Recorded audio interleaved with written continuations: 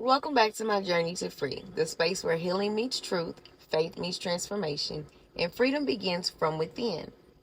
I'm Miss Shavely, and if you're on the journey of healing from trauma, breaking unhealthy cycles, strengthening your relationship with God, and becoming the person you were created to be, then you're exactly where you're meant to be.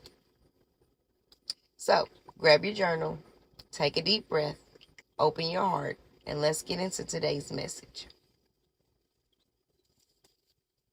Can I be honest with you? There was a time when I believed that because I wasn't getting caught, what I was doing wasn't that serious. I kept driving on a suspended license, convincing myself that everything would be okay, until one day it wasn't. I spent 5 days in jail. Those 5 days became one of the greatest wake-up calls of my life. Not simply because I got caught, but because God used that moment to teach me a lesson that forever changed the way I live. He showed me that delayed consequences are not the same as his approval. Today, I want to share how God used one of the hardest seasons of my life to teach me faith, obedience, patience, and trust, and how 14 years later, he restored something I thought I'd lost forever. This isn't just a story about getting my driver's license back. This is a testimony about choosing obedience when disobedience would have been easier. Years ago, my driver's license was suspended. Instead of accepting the consequences and doing what I needed to do, I continued driving. I had responsibilities. I had children. I had places I needed to be. And every single day that I drove without getting pulled over, I convinced myself everything was okay.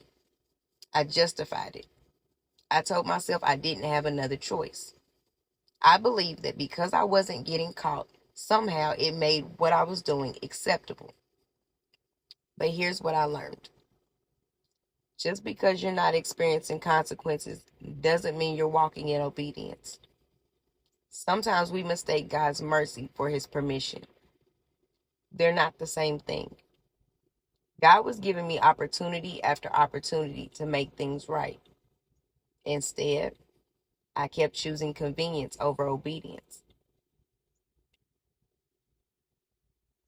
Then one day, everything caught up with me. I was arrested. I spent 5 days in jail. Those 5 days changed my life. Not because jail itself changed me, but because I finally had nowhere left to hide from the truth. I had to sit with my choices. I had to sit with my consequences. I had to ask myself some hard questions. What are you doing? Is this who you want to be? What example are you setting? In those moments, I realized something powerful. I wasn't just risking another ticket. I was risking my freedom, my peace, my future. And if I continue living this way, eventually the consequences will become even greater. That experience woke me up. It made me realize that doing wrong simply because I hadn't been caught yet was still wrong, and that conviction changed everything. When I was released, I made a decision that required faith, a decision that required discipline, a decision that required obedience. I decided I would not drive another vehicle until I was legally allowed to. That meant parking my car, putting my keys down, and walking away. Even though my car was sitting outside every single day, even though I could have easily convinced myself, it's just one trip. No one will know. I've done it before. I refused because I knew I couldn't keep asking God to bless choices that weren't aligned with his will. Obedience isn't choosing what's right when someone is watching. Obedience is choosing what's right when no one is watching. Instead of relying on myself, I prayed. I trusted God. I asked him to make a way. I had to depend on other people for rides. I had to use different forms of transportation. Sometimes it was inconvenient. Sometimes it was frustrating. Sometimes I wanted to give up and just drive. But every time I felt tempted, I reminded myself, delayed gratification is better than temporary satisfaction. I knew if I truly wanted restoration, I had to stop trying to control the outcome. Faith isn't saying you trust God while continuing to do the things your way. Faith is trusting Him enough to obey, even when obedience is uncomfortable. After 6 months, I was finally able to apply for my permit. I studied, I prepared, I took the written test, and I passed. I was excited. I felt like I was finally moving forward. Then I had to wait another 30 days before I could take my road test. And during that waiting period, more obstacles came. Things didn't happen as quickly as I wanted. Life got in the way. There were delays. Moments where I could have become discouraged. Moments where I questioned if I'd ever actually get to the finish line. But this time, I didn't quit. I didn't fold. I stayed obedient. I stayed consistent. I stayed prayerful. I stayed faithful. Because I'd already learned that God's timing is always better than forcing my own. Sometimes the waiting isn't because God is saying no. Sometimes He's using the waiting to strengthen your character, to build your patience, to increase your faith, to prepare you for what's coming. And then, 14 years after losing my license, the day finally came. I took my road test, and I passed. When they handed me my driver's license, I wasn't emotional because of a plastic card. I was emotional because of what it represented. It represented growth, responsibility, healing, maturity, restoration. It reminded me that my past no longer had authority over my future. It reminded me that obedience always produces fruit. It reminded me that God's timing is never late. The miracle wasn't simply getting my license back.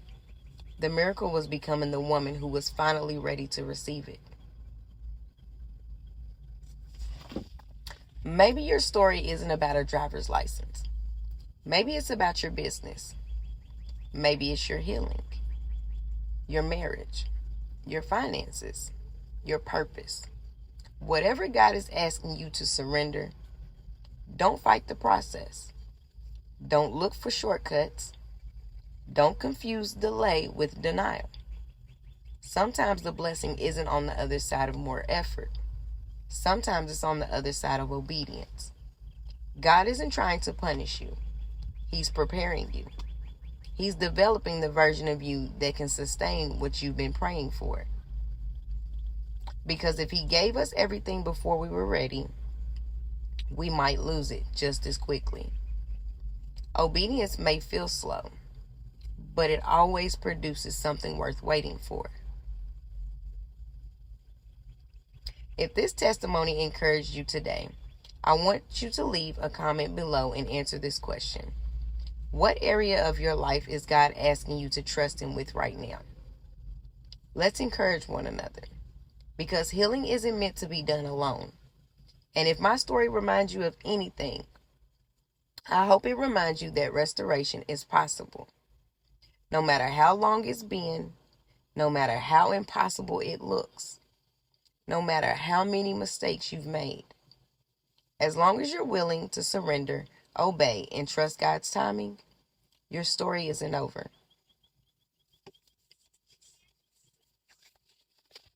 Remember, healing isn't about pretending you've never been broken.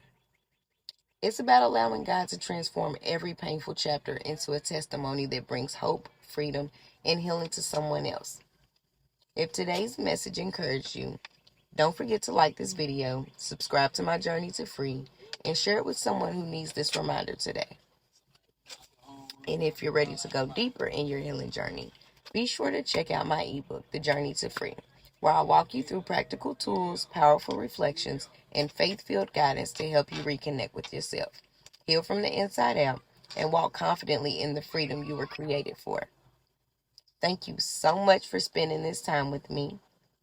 Until next time, keep healing, keep trusting, keep choosing obedience, and never forget, your journey to freedom begins with one faithful step at a time. I'll see you in the next episode.